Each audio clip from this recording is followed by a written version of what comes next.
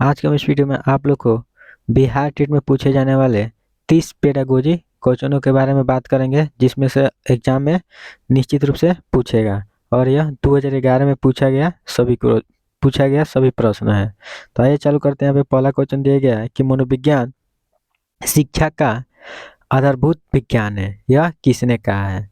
तो याद रखना है कि मनोविज्ञान शिक्षा का आधारभूत विज्ञान है, यह स्किनर महोदय ने कहे हैं। उसके बाद नेक्स्ट क्वेश्चन देखेंगे यहाँ पे 2 नंबर कि आधुनिक मनोविज्ञान का अर्थ है। तो याद रखना है आधुनिक मनोविज्ञान का अर्थ होता है व्यवहारों का अध्ययन। उसके बाद नेक्स्ट क्वेश्चन यहाँ पे दिया हुआ है कि हिंदी अक्षरों को बालक किस आयु में पहचानने लगते हैं? तो इसका राइट आंसर हो जाएगा ऑप्शन नंबर सी, 5 वर्ष की आयु में। नेक्स्ट क्वेश्चन है कि बुद्धि लभित मापन के जन्मदाता कौन है? तो याद रखना है टॉरमन महोदय। उसके बाद नेक्स्ट क्वेश्चन है यहाँ पे कि एलेक्सिया है, बताना है कि एलेक्सिया क्या है? तो एलेक्सिया एक प्रकार की बीमारी है जो पढ़ने की अक्षमता को दर्शाता है। उसके बाद नेक्स्ट क्वेश्चन दिया गया है कि प्रामाणिकृत परीक्षण क्यों कराए जाते हैं?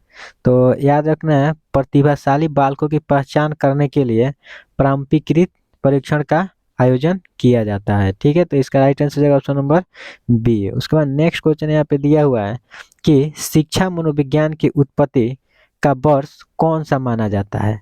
तो बताना है कि शिक्षा मनोविज्ञान की उत्पत्ति कब हुआ है? तो याद रखना है 1900 ईस्वी में हुआ है।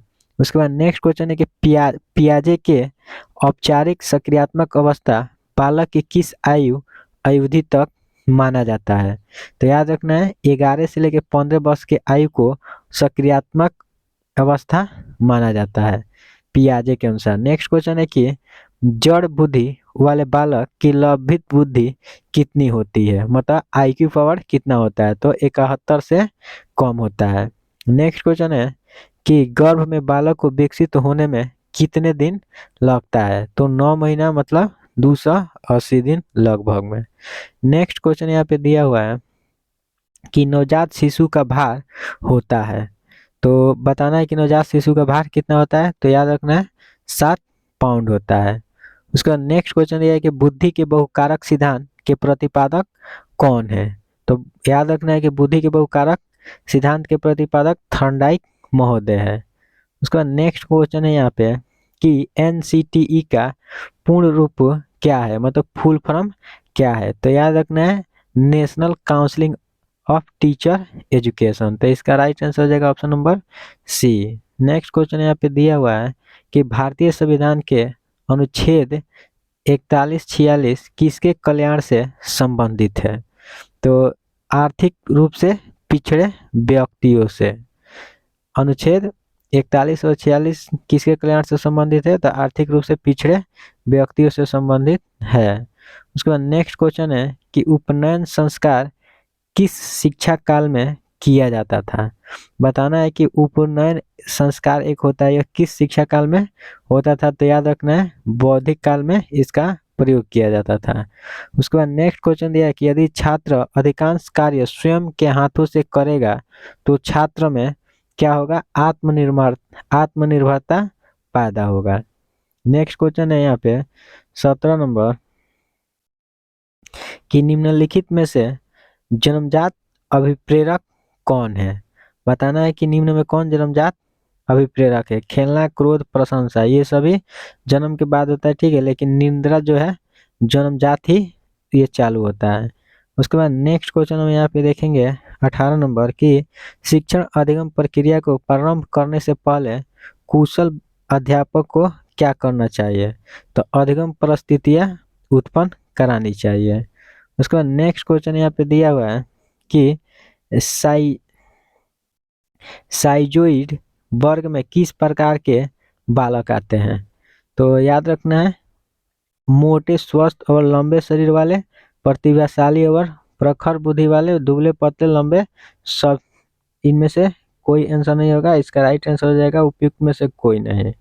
नेक्स्ट क्वेश्चन यहाँ पे दिया हुआ है कि विशिष्ट बालकों के अंतर्गत निम्न में से कौन सा बालक आता है। बताना है कि विशिष्ट बालक के अंतर्गत कौन सा बालक आता है। तो पिछड़ा और प्रतिभाशाली और मंदबुद्धि, यह सभी प्रकार के बालक आते हैं।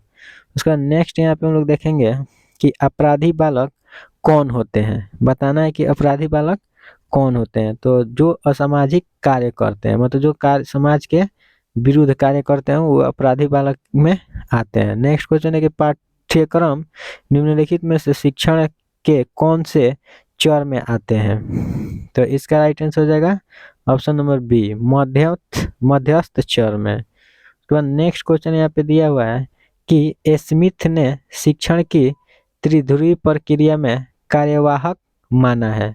तो इसका राइट आंसर हो जाएगा शिक्षक को। उसके बाद नेक्स्ट क्वेश्चन दिया है कि नवीन ज्ञान तथा नवीन प्रतिक्रियाओं का अर्जन करने की प्रक्रिया अधिगम प्रक्रिया है, यह किसने कहा है। बताना है कि नवीन ज्ञान तथा नवीन प्रतिक्रियाओं का अर्जन करने की क्रिया अधिगम प्रक्रिया, यह कौन कहा है।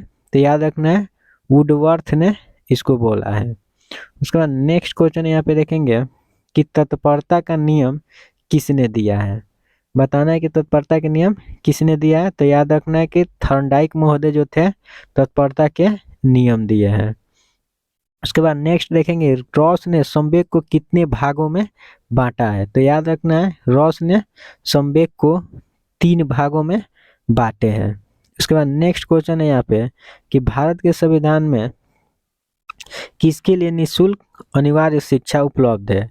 तो 14 वर्ष तक के सभी बच्चों के लिए भारत के संविधान में निःशुल्क शिक्षा अनिवार्य किया गया है। नेक्स्ट यहाँ पे 28 नंबर क्वेश्चन देखेंगे कि अभिप्रेरणा की व्याख्या जन्मजात मूल प्रवृत्तियों के आधार पर की जा सकती है, यह किसने कहा है। तो याद रखना है कि मैकडूगल महोदय ने बोले हैं। उसके बाद नेक्स्ट क्वेश्चन यहाँ पे देखेंगे कि निम्न में से कौन जन्मजात उत्प्रेरक नहीं है। बताना है कि इसमें कौन जन्मजात उत्प्रेरक नहीं है। तो भूख जन्मजात लगता है, प्यास भी लगता है, नींद भी लगता है, लेकिन आदत जो होता है बाद में चल के गड़बड़ा जाता है।